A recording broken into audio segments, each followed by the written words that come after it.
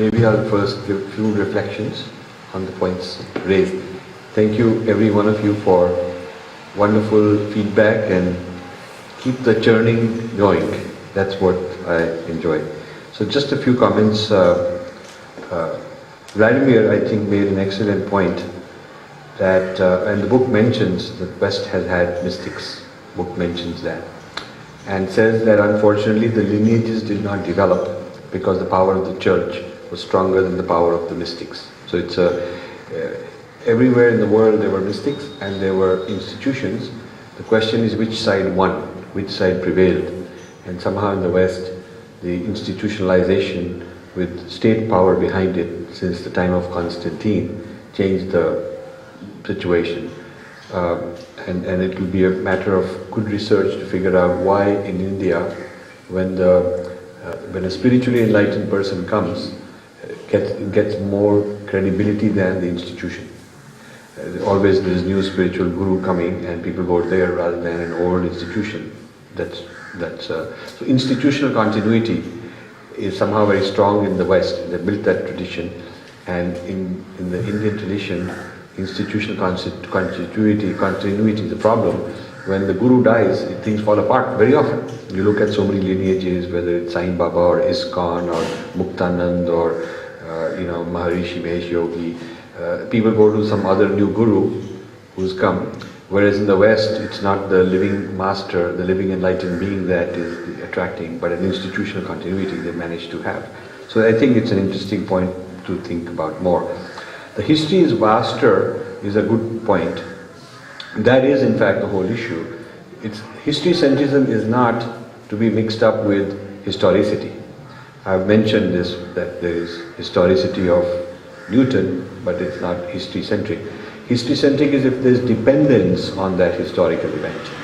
And so if Sri Aurobindo and the avatars, and this is a point Sunit made very well, if Sri Aurobindo and various avatars have opened up new possibilities, new accesses, new levels, and so long, that's certainly historical, but it is not history-centric because I do not have to have access through that knowledge of history the knowledge of history is not the key I have to enter to open the password and get in the door.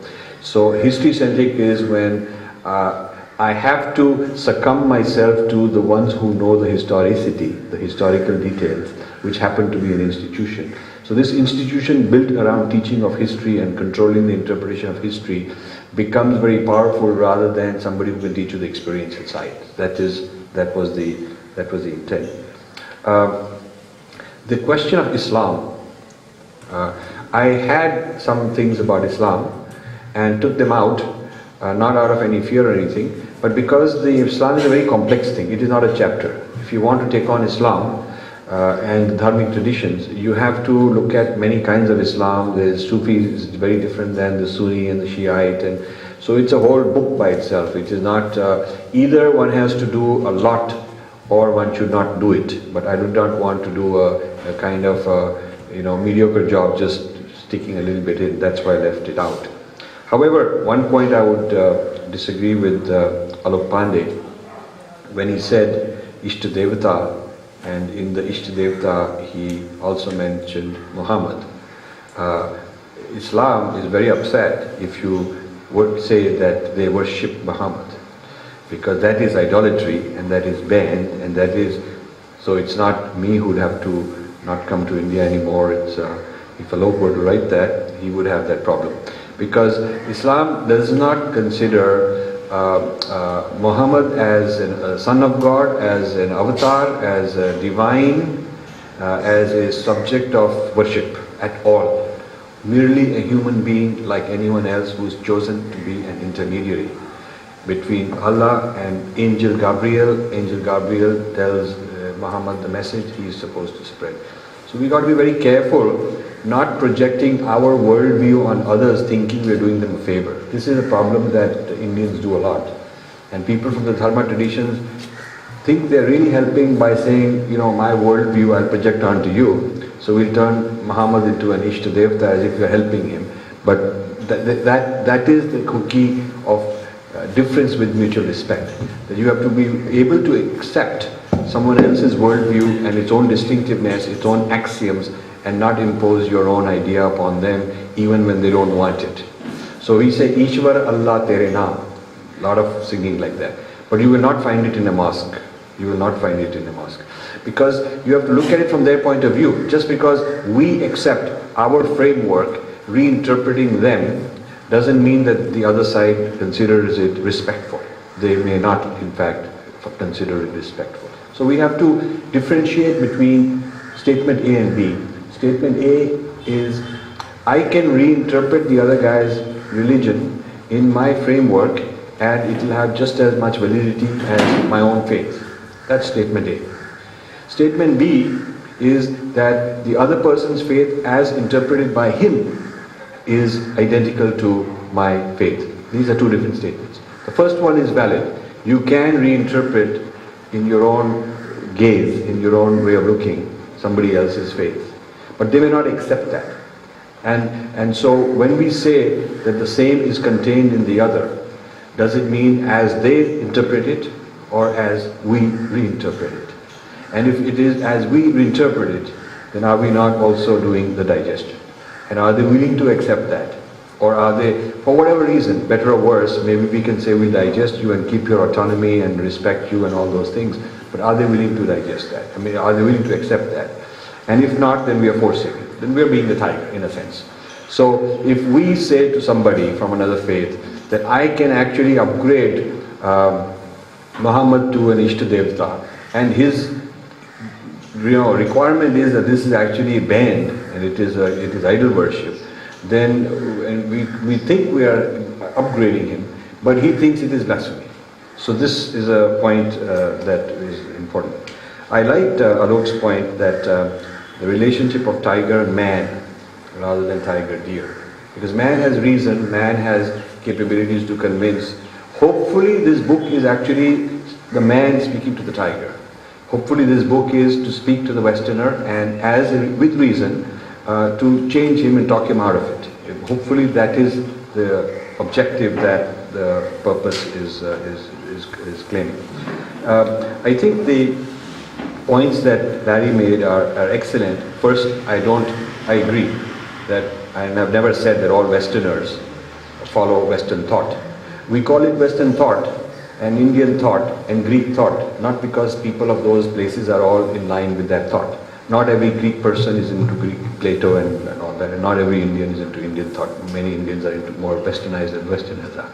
So when we call it Western thought, we are not implicating that all people of Western origin are involved in it. It's not at all the impression. I think these things have been named a certain way from the land where they came from. These are truth claims. They are truth claims.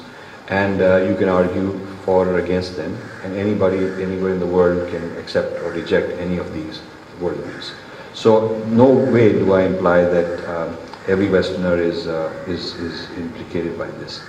And whether this view of the West is only applicable, the view in the book is only applicable to the most extreme conservative or not, is a matter of empirically finding out. Certainly, Nicene Creed is a required article of faith. You can go to the website of the top 5-10 denominations and they're required. Certainly, these faiths are membership oriented. They are not an individual bypass the church. Now, I do agree there's a huge movement of not going to church being privately religious. There is the movement of saying, I believe in Jesus, but I don't go to church. That is true. And it is those people who have a lot of potential for this type of transformation that we're talking about. Now, Westerners have also been victimized. See, my purpose of the book is a philosophical comparison. It is not religious comparison. This is an important point. So I'm not concerned whether Westerners have been victimized. I'm not attacking evangelism. I'm really not interested. Those are minor points somewhere, but I'm really not interested in the social behavior. I'm really not interested in the political behavior of anybody. I just want to look at philosophical propositions and see what can be merged with what and what is incompatible with what. These are, it's a philosophical, it's comparative philosophy that I'm doing. And that Westerners have also been victimized, or whether even Indians have been victimized, is really irrelevant to this particular exercise. There are other books we can discuss on that. Now, Larry says that digestion can be okay because it need not necessarily distort the roots from which you are digesting. So that is a good digestion. That is not the one I am describing. That is eating the fruits and nurturing the roots. So you keep getting harvests. But every time when I went to Stephen LaBerge and asked him, what have you done about the Yoga Nidra that you learnt? He doesn't want to hear about it because it will upset his credibility as a Western scientist. He has to claim originality. So he's not nurturing the roots. Herb Benson, rather than nurturing the roots of transcendental meditation to which he owes everything, is more like trashing them, calling that sort of primitive and so on. Okay? So that stage of assimilating and nurturing often gets followed, if not the same person, his successors. Like Francisco Varela, who coined neurophenomenology after Buddhism, he never trashed it. But he has some students now who claim that we have nothing to do with Buddhism, we got it from Francisco Varela, and here is our reason for rejecting Buddhism. So they actually go and trash it. So there is an inclination towards that. And the best example is, the best proof of what I'm saying, that the roots do get atrophied, if not aggressively attacked, they atrophy through non-use, is you look at California Institute of Integral Studies, which was set up to promote Sri Aurobindo in the West. And I have all the the course curriculums since they started. I got a copy of that. And the talks and so on, to show 3 different periods. Until Haridas Chaudhary was there, it was taught, the whole curriculum was Sri Aurobindo based. And when he left, his successor changed it so that it was not that they abused Sri Aurobindo, they did have his picture somewhere still. But the curriculum was gone. It was all replaced by other thinkers, either saying different things or saying somewhat similar things. But that the last 2 generations of graduates from that institute are really not trained in Sri Aurobindo. So what happens is that just by ignoring somebody, you are damaging the roots. It's like the roots need constant watering, and you don't have to destroy the roots. You don't have to destroy the roots per se. You can just ignore them. Now, I've done a survey of Western philosophy courses. And very common when they talk about Western philosophy, I'm not talking about religion department, because a lot of our Dharma is taught in the religion department, which is more about the belief of people. Philosophy is more about truth. It's hardly ever taught in philosophy departments as a serious philosophy. The question is, why are all the great thinkers mostly Western? Now they will introduce some Chinese and Islamic because there's pressure there. The only 2 universities of stature that give a PhD in Indian philosophy by the philosophy department, one is University in Hawaii, one is Austin, Texas. Otherwise you get either smaller colleges or you get a religion department doing it. So if there's 1 million people who graduated from these programs, hardly 1% or 2% have really been trained at the undergraduate level in Indian thought in a nice way. Then there is a problem of long-term atrophy through not passing it on. If I were to do a paper in physics and I'm using Einstein's thought and not quoting it and calling it my own, it'll never get through. It'll never get through. And similarly, if I'm talking about something where the originator is a Westerner, I will never get through by claiming it as my own. The same standard is not applied if somebody is taking a Sri Aurobindo idea but just not mentioning Sri Aurobindo. It's a double standard. So I agree with Larry that what really counts is that Indians should be empowering this. Indians, as long as Indians are loyal to their tradition, then whatever they do in the West will not matter. I agree with that. But this is where in the U-turn the stage 5 comes in. The stage 5 is re-export of that Western characterized knowledge back to India. And hence Harold Gardner talking about multiple intelligence. Hence Andrew Cohen teaching his own kind of whatever. Hence Ken Wilber camping out and his ideas camping out and taking root in Auroville. So the fact that because of the colonial past, and the propensity of being in English language as a matter of practice, as a practical reality, Indians are bound to, and this trend is accelerating. I go and talk in many universities. They are becoming more and more influenced by the Western ideas coming here. Even the ideas that have U-turn and come back from India. So the U-turn project, I agree with you, has the goal that you want, Larry. It has the goal of telling Indians that, you know, when you're reading T.S. Eliot, go back and read the Upanishads. When you're reading Wilbur, nothing wrong with that. Go back and read Sri Aurobindo also. When you are reading Gardner, go read Planes and Parts of Being and question Gardner. Maybe he didn't get the whole thing properly. And when you're looking at all these models of mindfulness, meditation, and lucid dreaming, and relaxation response, all these new things in cognitive science, go back to where they got it from and don't ignore that. So actually, the message is for this very purpose that Larry has identified. As far as translation is concerned, I think I agree with what Sampatji said, that what we need is the science of, to rediscover the science of root sounds. And that is in fact what the chapter 5 of this book starts with. It talks about mantra as non-translatable, because mantra is vibration.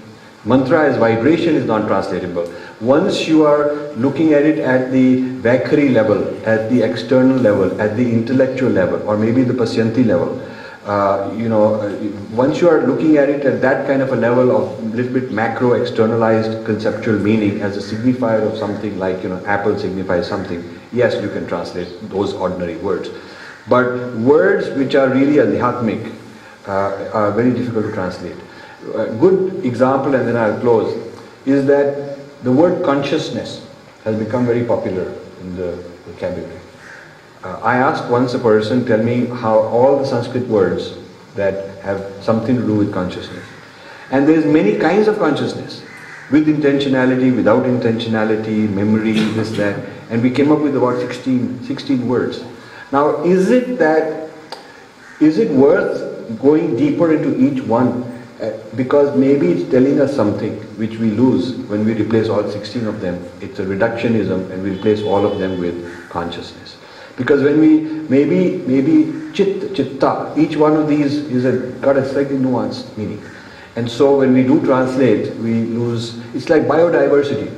If you make a case for biodiversity, people will say, yeah, that's very good, you need it. And why not linguistic diversity, because each word captures an experience of a cultural diversity kind. So with that I'll close, but I want to thank people for making some excellent comments, and let's have some questions.